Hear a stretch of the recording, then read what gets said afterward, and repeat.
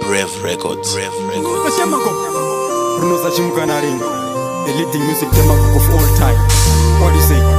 Nice one, very one. Let's go. Let's spider with my baby.